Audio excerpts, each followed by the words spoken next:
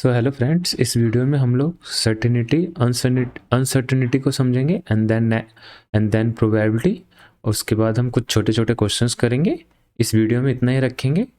इसका जो next video है वो बहुत ही इंपॉर्टेंट है। उसमें मैं बताने वाला हूँ कि why probability of head is equal to 1/2 और उसी से प्रोबेबिलिटी का फीलिंग आएगा वहाँ से। अभी तक तो सिर्फ बेसिक चल रहा है कि इवेंट क्या है, प्रोबेबिलिटी क्या है, एक्सपेरिमेंट क्या है। अभी तक में इवेंट इंपॉर्टेंट था समझना। तो इस वीडियो में हम समझेंगे what is certainty and what is difference between certainty and uncertainty. तो सर्टेनिटी का मतलब ये हो गया कि हम क्या कह रहे हैं, it means the actual outcome in advance. Certainty means knowing the actual outcome in advance. मतलब यदि हम कोई एक्सपेरिमेंट कर रहे हैं और हमें पता है कि एक्चुअल में आउटपुट यही आने वाला है, चाहे वो कोई भी एक्सपेरिमेंट हो, रैंडम हो या फिर रैंडम एक्सपेरिमेंट हो या फिर नॉर्मल केमिकल वाला जो एक्सपेरिमेंट मैंने समझाया था पिछले वीडियो में, कोई भी एक्सपेरिमेंट हो, यदि हमें पता है एक्चुअल में ही आउटपुट यही आएगा तो क्या कहेंगे, वहाँ पे सर्टेनिटी है। ठीक है। यदि हमें पता नहीं एक्चुअल में आउटपुट क्या आने वाला है तो हम कहेंगे वहाँ पे अनसर्टेनिटी है। ठीक है। मतलब वो एक्सपेरिमेंट होने से पहले हम ये नहीं कह सकते कि पक्का यही एक्सपेरिमेंट आएगा। विथ सर्टेनिटी से हम उसको प्रिडिक्ट नहीं कर सकते। ठीक है। विथ सर्टेनिटी का मतलब विथ सर्टेनिटी से हम प्रिडिक्ट नहीं कर सकते। इसका मतलब यह है कि हम ये नहीं कह सकते कि पक्का यही आएगा। मतलब प्रोबेबिलिटी 1 नहीं बोल सकते वो होने की। जैसे हम कॉइन को टॉस कर रहे हैं तो मैं ये नहीं कह सकता कि पक्का हेड ही आएगा, 100% हेड आएगा। तो इसका मतलब यहाँ पे क्या है, अनसर्टेनिटी है।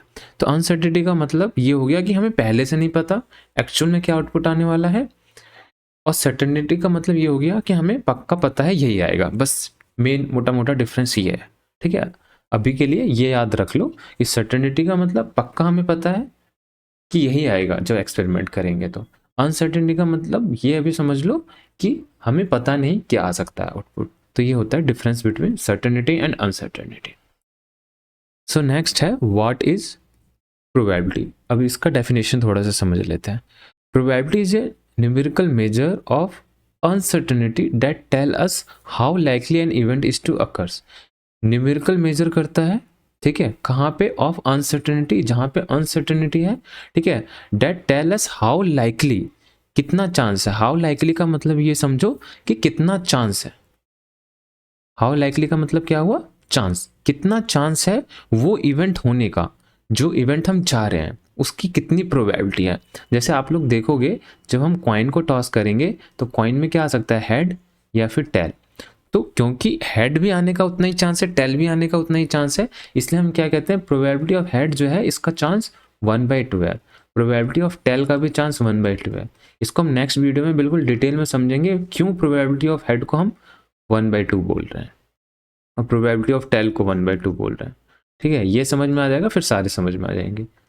तो अभी प्रोबेबिलिटी का डेफिनेशन आप लोग को समझ में आ रहा होगा। ये क्या बताता है, numerical measure of uncertainty that tell us how likely, कितना चांस है an event is to occurs, उस इवेंट का होने का। मतलब हेड एक इवेंट मैंने मान लिया तो ये बताएगा कि हेड इवेंट होने का कितना चांस है। ओके। आई होप यहाँ से आप लोग कनेक्ट कर पा रहे होंगे। जैसे डाई वाला यदि मैं एक एग्जांपल लूँ तो डाई में यदि मैं रोल कर रहा हूँ तो ये बताएगा, एक इवेंट में मान लेता हूँ। इवेंट डाई में पॉसिबल आउटकम क्या क्या है, 1 2 3 4 5 6, ये पॉसिबल आउटकम है। यदि किसी ने बोला कि मैं इवेंट बना रहा हूं अपना 6, ओके, यदि किसी ने बोला कि मैं अपना एक इवेंट बना रहा हूं 6, कि मैं 6 लाना चाह रहा हूं, तो प्रोबेबिलिटी क्या बताएगा, प्रोबेबिलिटी ये बताएगा कि 6 आने की प्रोबेबिलिटी कितनी है, कितना प्रोबेबिलिटी मेजर करके बताएगा हाउ लाइकली, कितना चांस है इसका आने का। बस ये है प्रोबेबिलिटी का डेफिनेशन, उस इवेंट का आने का चांस कितना है। और दूसरा आप लोग डेफिनेशन ये बोल सकते हो प्रोबेबिलिटी का, probability assign a number between 0 and 1 to represent the chance of an event. उस इवेंट का चांस होने का रिप्रेजेंट करता है बिटवीन 0 and 1 से। ओके। और सो प्रोबेबिलिटी का डेफिनेशन से ज़्यादा इंपॉर्टेंट ये होगा कि हम ये समझें कि प्रोबेबिलिटी को हम कैलकुलेट कैसे करते हैं, कितना चांस है किस चीज़ का होने का वो कैसे कैलकुलेट करते हैं, वो ज़्यादा इंपॉर्टेंट है। इसलिए इसका नेक्स्ट वीडियो बहुत ही इंपॉर्टेंट है, उसको बिल्कुल ध्यान से देखना। कुछ एक्स्ट्रा चीज़ें होंगी क्लास 10th से, तो उसको बस नोट डाउन कर लेना, वो जो नाम जो नए नए आएंगे। बट जो भी मैं बताऊँगा नेक्स्ट वीडियो में वो बिल्कुल अच्छे से समझ में आएगा आप लोगों को। सो इस वीडियो में इतना ही है। अब कुछ क्वेश्चंस कर लेते हैं। जैसे यहाँ पे हमारा एक क्वेश्चन है, 2 experiment are given, tossing a coin, mixing 2 unknown chemical in a laboratory. तो which experiment is a probability experiment, और प्रोबेबिलिटी के जगह पे रैंडम भी लिखा हो सकता है, या तो रैंडम हो या प्रोबेबिलिटी हो। इसका मतलब यही समझना कि ये पूछा जा रहा है which experiment is a random और प्रोबेबिलिटी एक्सपेरिमेंट, दोनों एक ही चीज़ है। तो रैंडम और प्रोबेबिलिटी एक्सपेरिमेंट कौन होते हैं? जिसमें हमें पॉसिबल्स आउटकम पता हो कि ये पॉसिबल्स आउटकम है, तो उसको हम बोलते हैं क्या? रैंडम एक्सपेरिमेंट या फिर प्रोबेबिलिटी एक्सपेरिमेंट। तो इसका मतलब हमें साफ साफ पता चल रहा है कि टॉसिंग ए कॉइन क्या है, एक कौन सा है? एक रैंडम एक्सपेरिमेंट है। तो इसलिए इसका आंसर हो जाएगा ए, ये हमारा रैंडम एक्सपेरिमेंट है। कोई एक बताना था, ठीक है। Which experiment is a random experiment, कोई एक बताना है, ये नहीं होगा। यहाँ पे ऐसा समझ लो कि वी डू, यहाँ पे ऐसा मान लो कि इस क्वेश्चन में ये भी लिखा है कि we do not know what will be the actual output of this chemical reaction, mixing unknown two chemical. Unknown ये भी अच्छा, ये केमिकल भी नहीं पता कौन सा है, तो उसको मिक्स करेंगे तो ऑफकोर्स हमें नहीं पता कि एक्चुअल में आउटपुट क्या आने वाला है। बट टॉसिंग ए कॉइन में हमें पता है कि एक्चुअल में आउटपुट क्या क्या आ सकता है ना।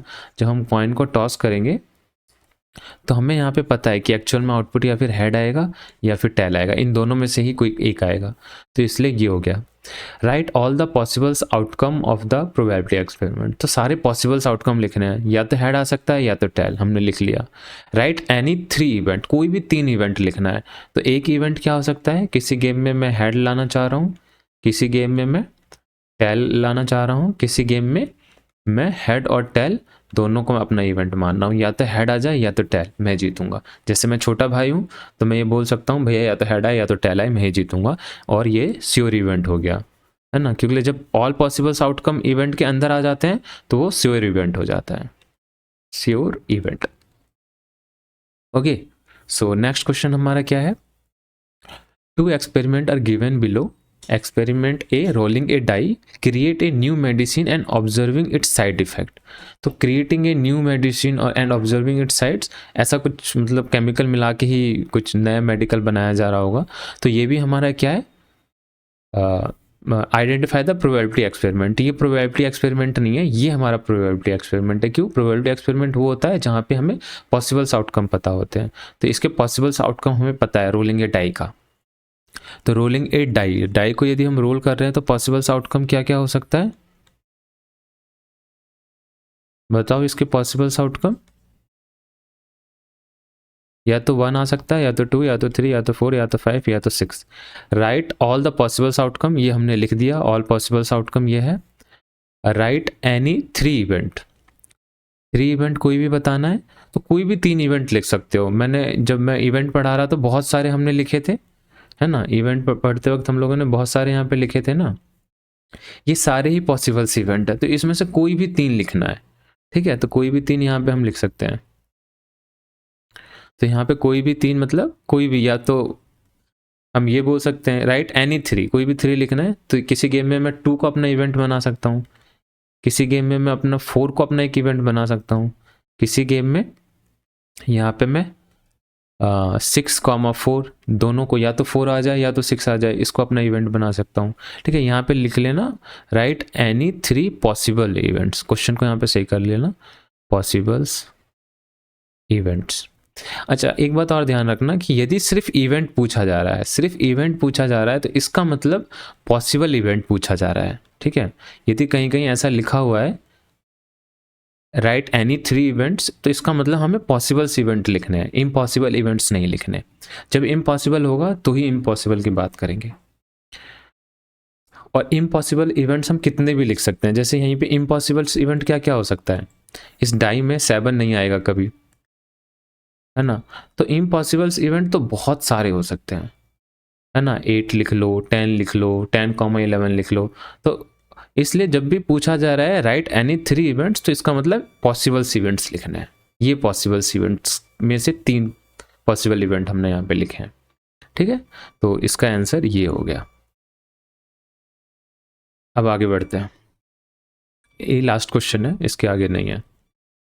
तो इसके बाद हो गया 2 एक्सपेरिमेंट दिया हुआ है, टॉसिंग 2 कॉइन। इस बार हम क्या कर रहे हैं? 2 कॉइन को टॉस कर रहे हैं एक साथ, hitting a newly developed metal allowed to study its strength, मतलब कोई एक मेटल है, इसको हम हीट करके उसका स्ट्रेंथ देखना चाह रहे हैं, ऐसा कुछ है। तो उसका स्ट्रेंथ क्या हो सकता है कुछ पता नहीं, और ये बट यहाँ पे हमें साफ साफ पता चल रहा है ये एक्सपेरिमेंट हमारा क्या है, tossing 2 coin simultaneously is a probability experiment. क्यों है ये प्रोबेबिलिटी एक्सपेरिमेंट? देखो, यदि मैं 2 कॉइन को टॉस करूं एक साथ, हमारे हाथ में क्या है, 2 कॉइन है, एक कॉइन इसमें एक कॉइन इसमें, ठीक है। अब यहाँ पे बताओ, जब मैं दोनों कॉइन को साथ में टॉस करूंगा तो पॉसिबल्स आउटकम क्या क्या आ सकता है, ठीक है। जैसे 2 कॉइन है ना, अब 2 कॉइन है, जब दोनों को मैं उछालूंगा एक साथ, दोनों कॉइन को मैं एक साथ उछालूंगा तो यहाँ से पॉसिबल्स आउटकम क्या बन सकता है, एक आउटकम क्या बन सकता है, या तो हेड आए या हेड हेड आए, एक कॉइन पे हेड आए दूसरे कॉइन पे भी हेड आए। दूसरा पॉसिबिलिटीज क्या बन सकता है, या तो हेड आए या तो टेल आए। तीसरा पॉसिबिलिटीज क्या बन सकता है, या तो पहले कॉइन पे टेल आ जाए, तीसरे दूसरे पे हेड आ जाए। और एक पॉसिबिलिटीज क्या बन सकता है, या तो टेल टेल आए। इतने पॉसिबिलिटीज हैं, all the possibles are this, है ना। थोड़ा सोच के देखो, 2 कॉइन है, टॉस कर रहे हो तो क्या होगा, या तो दोनों पे हेड आ सकता है, और क्या पॉसिबल्स आउटकम है, या तो एक पे हेड आए या तो एक पे टेल आए। और क्या हो सकता है, या तो पहले पे टेल आए दूसरे पे हेड आए। और क्या हो सकता है, या तो पहले पे टेल आए और दूसरे पे भी टेल आए, है ना। ऐसा हो सकता है, इसके अलावा कुछ और हो सकता है क्या पॉसिबल्स आउटकम? नहीं हो सकता। तो इसमें से कौन सा प्रोबेबिलिटी एक्सपेरिमेंट है, पहला वाला। और write all the possibles outcome of that experiment, possibles outcome सी है। Write any 3 event. अब पॉसिबल्स आउटकम में से इवेंट हम क्या बना सकते हैं, जैसे मान लो मैं और मेरा भाई, बड़ा भाई है, हम दोनों गेम खेल रहे हैं, हम 2 कॉइन लेके गेम खेल रहे हैं। अब मैंने बोला कि भैया यदि मैं दोनों कॉइन को उछालूंगा हेड हेड आ जाएगा तो मैं जीत जाऊंगा, ठीक है। इसके अलावा कुछ और आएगा तो आप जीत जाओगे, यदि मैंने ऐसा बोला। तो इसका मतलब एक इवेंट क्या हो गया कि मैं चाह रहा हूं कि हेड हेड आ जाए, ठीक है। और और क्या इवेंट हो सकता है, या फिर अब मैं दूसरे टाइम गेम खेल रहा हूँ तो उस टाइम मैं ये बोल सकता हूँ भैया को कि भैया यदि हेड हेड आएगा तो वो आपका हो जाएगा, हेड हेड को छोड़ के कुछ भी आएगा वो मेरा हो जाएगा। मतलब या फिर हेड आ जाए पहले पे दूसरे पे टेल, या फिर पहले पे हेड दूसरे पे टेल, या फिर टेल टेल आ जाए। इन तीनों में से भैया कुछ भी आएगा तो मैं जीतूंगा। तो यदि हम ये कह रहे हैं तो ये भी एक क्या हो गया, इवेंट हो गया कि इन तीनों में से मैं चाह रहा हूँ कुछ भी आ जाए, या तो हेड टेल आ जाए या टेल हेड आ जाए या फिर टेल टेल आ जाए। एक इवेंट ये हो गया। किसी गेम में मैं ये बोल सकता हूँ भैया को कि भैया यदि टेल टेल आएगा तो मैं जीतूंगा, मैं अपना इवेंट टेल टेल बना रहा हूँ। तो एक इवेंट ये भी हो सकता है टेल टेल। ऐसे और भी इवेंट्स हम बना सकते हैं इसमें, पॉसिबल्स इवेंट, ठीक है। इसका मतलब यहाँ पे पॉसिबल्स इवेंट्स और भी बन सकते हैं, उसमें से ये 3 हमने इवेंट लिखे हैं, ठीक है। सो इस वीडियो में इतना ही। आप लोग को अभी तक ये समझ में आ गया होगा कि प्रोबेबिलिटी में जो एक्सपेरिमेंट होता है वो किस एक्सपेरिमेंट की बात हम कर रहे हैं, जहाँ पे पॉसिबल्स आउटकम पता है, इवेंट्स क्या होते हैं ये पता चल गया, पॉसिबल्स आउटकम क्या क्या हो सकते हैं ये पता चल गया। जो नेक्स्ट वीडियो है वो काफ़ी इंपॉर्टेंट है, why probability of head is 1/2, और उस वीडियो में हम लोग ये देखेंगे, और इसके साथ साथ ये कुछ नाम आएंगे, सिर्फ नाम नोट डाउन कर लेना, और जो मैं समझाने की कोशिश कर रहा हूँ उसको ध्यान से समझना, जो कि बहुत इंपॉर्टेंट है। Okay, so thank you for watching the video.